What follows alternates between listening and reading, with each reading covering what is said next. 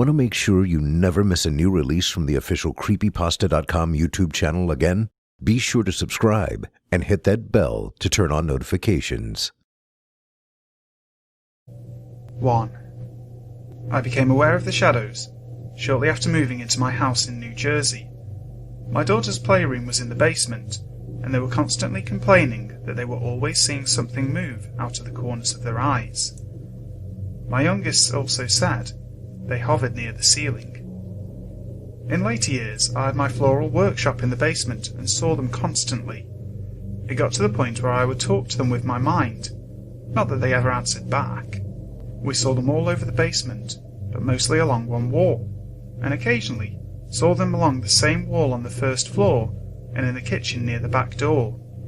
We didn't see them anywhere else in the house or elsewhere on the property, but even when we didn't get a glimpse of them, we were aware when they were present.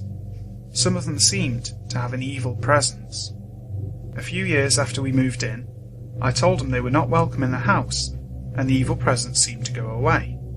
Still, we had an uneasy feeling about them. Not fear.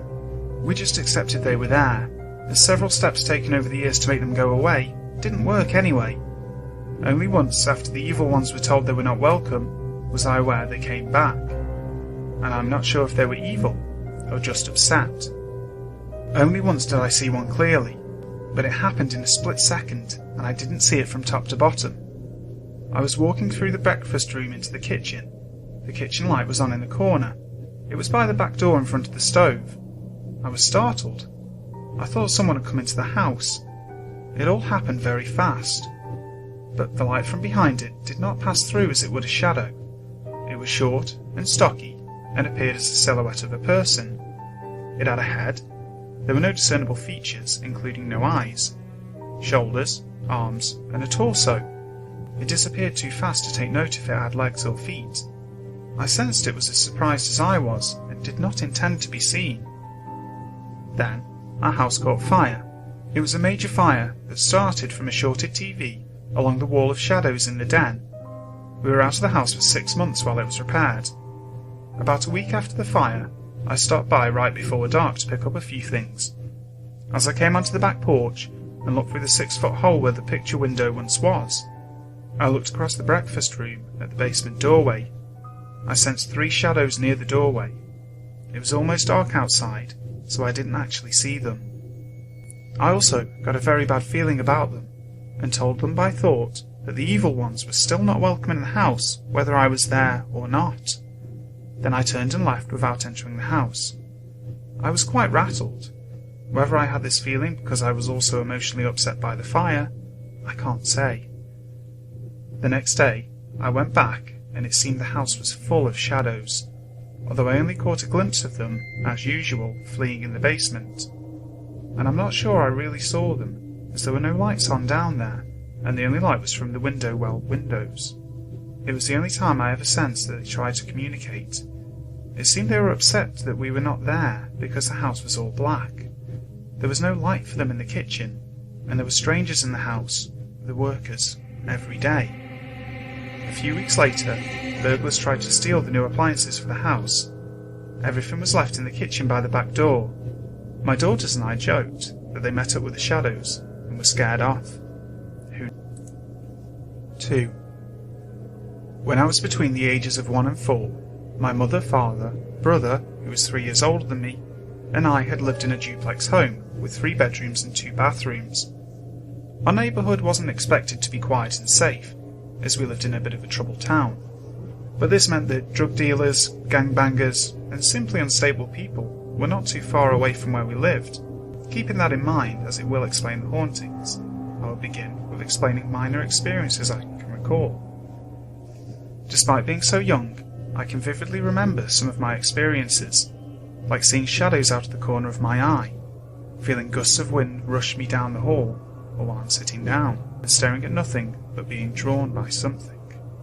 Though the experiences may not have seemed too scary from my perspective, my mum, dad, and brother's experiences were apparently enough to convince them that there were others there with us, and they even had our local priest come and bless the house at least 3 times.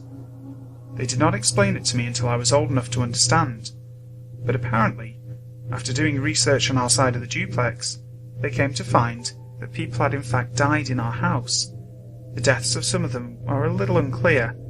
However, one of them was involved in a drug dealing and was shot and killed in our home. It's hard to explain, but my parents believe that being vulnerable to the energy made them vulnerable to other visitors. One night, as my brother slept in my bottom bunk, I sat in the living room watching TV while my mother washed dishes. He woke up with a feeling of dread as he heard faint, obscured laughter that seemed far away, yet right next to his ears. He remembers seeing 6 slightly transparent shadow men with 2 clear holes in their faces where their eyes were likely to have been. He remembers them laughing and staring at him, and he was unable to move or make a sound.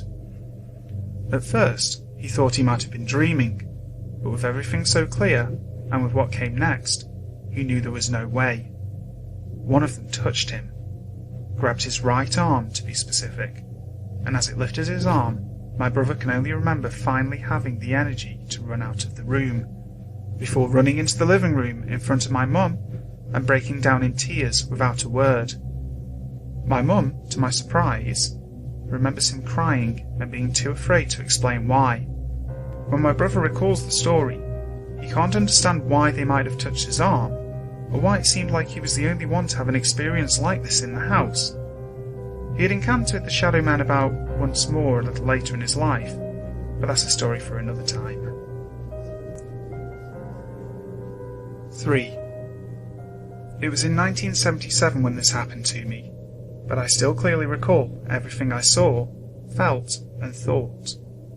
When I was 6, I lived in an early 1900s colonial house in New Zealand, and shared a bedroom with my older sister. She was a little scared of the dark, and often woke me up to turn the hallway lights on if she needed to use the bathroom during the night. I, on the other hand, only ever put one light on for myself, as I was never particularly scared of the dark. This one night, I woke up and got up to make my way to the bathroom at the other end of the house. I went down the hallway to the dining room, which was the one light I always turned on. In the dark, I put my arm through the doorway to feel for the dining room light switch around the wall. My hand settled on something damp, something that felt like cloth. I jumped back, seeing in the near darkness something dark move away from the cream-painted wall. I shot back into my room and hid under the bed covers, thinking whatever it was wouldn't follow me because my sister was in the room with me.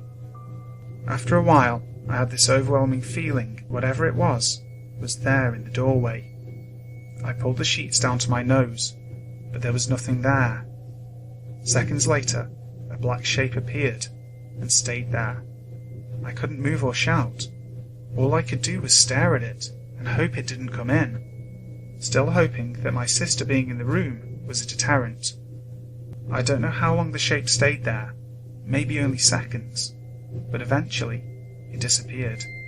I remember staring at the doorway for a long time afterwards, my heart pounding loudly in the fear that it might return. But it never did. I never saw it again, and never told my sister about what had happened. I did tell my mum, who said I must have been sleepwalking.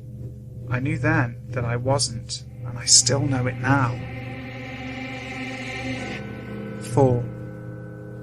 This experience began with my older brother when he was 12. My 2 brothers and I share a big bedroom, while my oldest brother's bed was stationed near the window.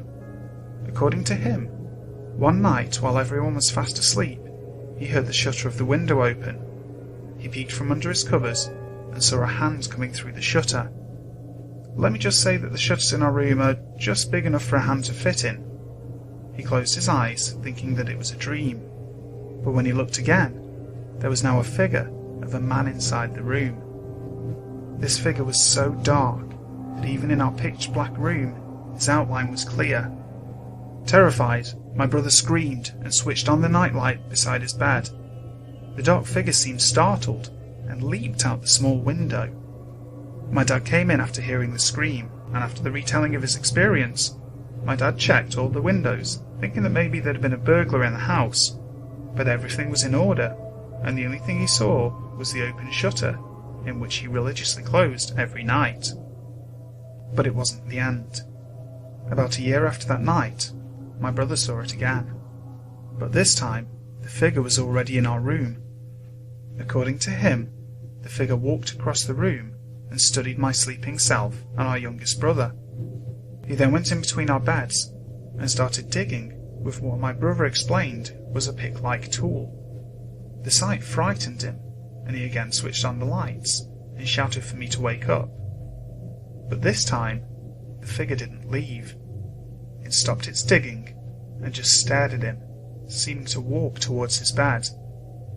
Now this is where I come in. I woke up from his screaming just as I looked towards him. I saw the dark figure. It looked back at me and then to my brother. Jumped out the shutter just as my brother had said it had done before. I had never seen the thing again, but my brother said that he did get a glimpse of it one more time when he was 30.